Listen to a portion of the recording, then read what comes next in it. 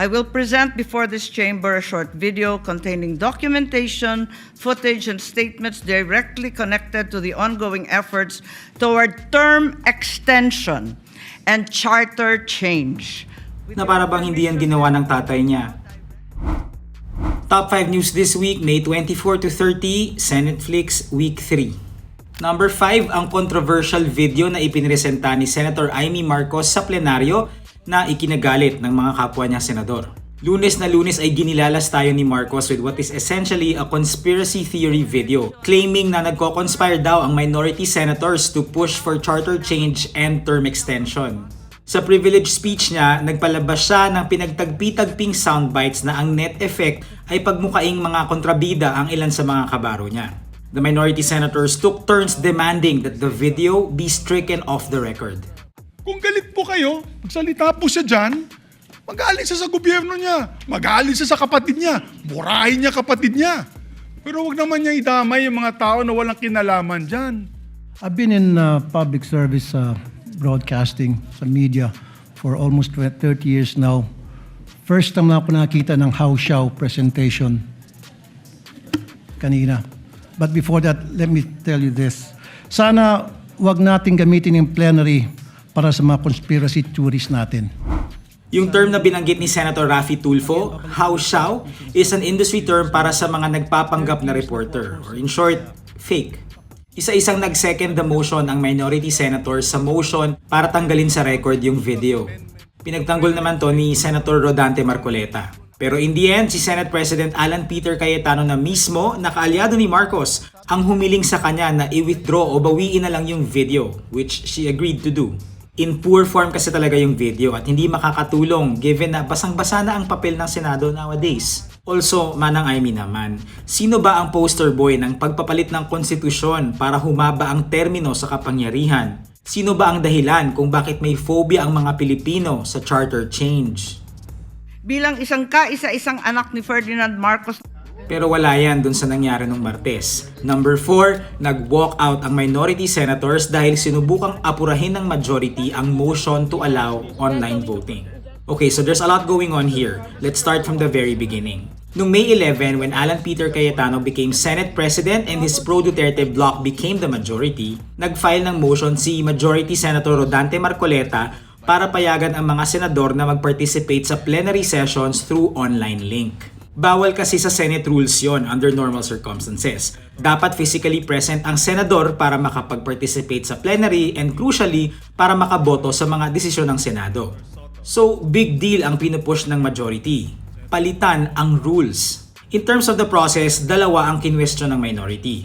Una, sa Committee on Rules ni-refer yung motion noong May 11. Dahil nga dun sa leadership change that day, declared vacant lahat ng committees.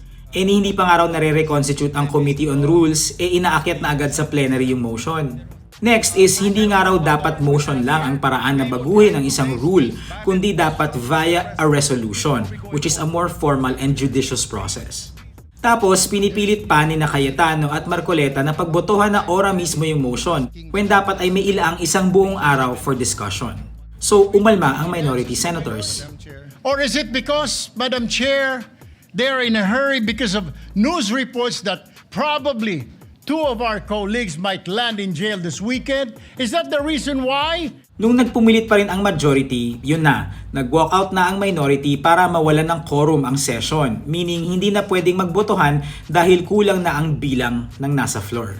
This is a travesty of our rules. This is a travesty of our rules. The bigger issue of course is, bakit ba pinupush ng majority ang virtual voting? Well, you heard Senator Tulfo, and speaking of mga senador na maaaring maaresto soon, number 3, Senator Robin Hood Padilla lives up to his nickname Robin because true to form, very sidekick ang moves niya to Batos Batman. Ang problema, this is not a movie. Ngayon, humaharap sa obstruction of justice complaint si Senator Padilla. His lawyer should educate his client on the dangers of aiding and abetting a fugitive. Ayon sa complaint ng PNP-CIDG, Padilla facilitated the escape of Senator Bato de la Rosa. Pero paliwanag o palusot ni Senator Binoy, alangan naman daw tanggihan niya si Senator Bato nung humiling na, uy, sasabay ako ha. But the CIDG paints a different picture. Hindi raw to simpleng nakihitch lang. Ito raw ay, quote-unquote, highly coordinated, pre-planned logistical maneuver to avoid detection while escaping the Senate premises in the dawn of May 14, 2026. At ayon sa investigasyon ng CIDG, meron daw nakabuntot na backup car na nagsilbing security escort dun sa sinasakyan ni Padilla at De La Rosa. So it seems very loyal si Senator Padilla sa kanyang hero na si Senator De La Rosa. Pero gets ba ni dating bad boy ng Philippine cinema na once naging senador siya, that should transcend friendships and loyalties? Barkadahan lang ba to? Hindi ba dapat ang una niyang loyalty ay sa konstitusyon at sa batas? Number 2, Senator Rodante Marcoleta, hold po muna ang travel plans nyo ha. Kasi naglabas na ang Office of the Ombudsman ng Precautionary Hold Departure Order or PHDO laban sa inyo at kay former Congressman Mike Defensor and 2 other individuals. Ano yung reklamo laban kay Marcoleta at Defensor? Well, plunder, indirect bribery, and alleged violation of Presidential Decree No. 46 on receiving gifts. It all started when Marcoleta received 75 million pesos in campaign donations. Pero hindi niya idineklara sa kanyang Statement of Contributions and Expenditures or SOSE after the elections. You see, the numbers don't add up. Nagdeklara siya ng net worth na 51 million pesos noong 2025. Pero ang gastos daw niya sa kanyang senatorial campaign ay 112 million pesos. At take note, ayon sa deklarasyon niya, 0 poll contributions daw ang natanggap niya. Ang dahilan niya, hindi pa naman daw kasi siya kandidato nung natanggap niya yung donation na 75 million pesos. Pero ang siste, liable siya for another offense because of this. Presidential Decree No. 46 on receiving gifts. Ayon sa PD 46, bawal tumanggap ang public officials ng regalo sa kahit anong okasyon. Take note, Senator Marcoleta is one of 2 senators na pwedeng makulong dahil hindi bailable ang plunder. This case might take him out of Senate proceedings. I mean, you do the math. Anong magiging impact niyan sa liderato ng Senate na nangangailangan ng 13 votes para mag-install ng bagong Senate President? And lalo pa ngayong nagtatago na ulit si Senator De La Rosa. And ano magiging impact niyan sa botohan ng impeachment court? But wait, there's more. Number 1, for the 3rd time in 25 years, nahaharap sa kasong plunder at graft si Senator Jinggoy Estrada at isa-isa nang lumalabas yung mga warrant of arrest against him.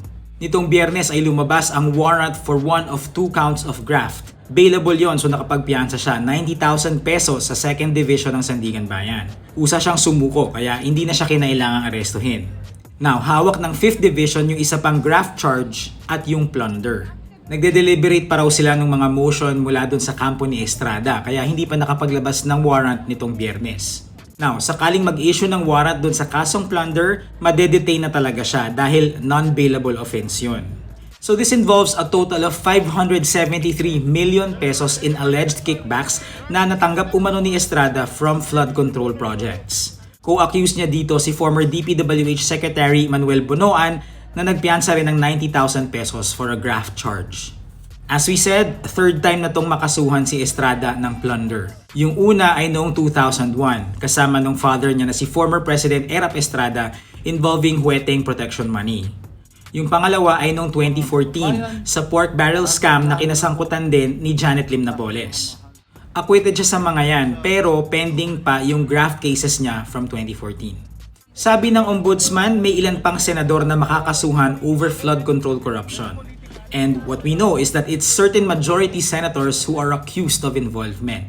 Si Senator Bato de la Rosa hindi pa rin nahahanap kahit na pinaaresto na siya ng gobyerno over his ICC warrant. Okay, so at the rate we're going, ilang senador na lang kaya ang matitira sa pro-Duterte majority bloc kapag umandar na ang impeachment trial ni Vice President Sara Duterte? Is this why the majority is pushing for online voting? Well, kayo na sumagot. Download Rappler's free app to follow all the latest news. That's it for this week. See you next week.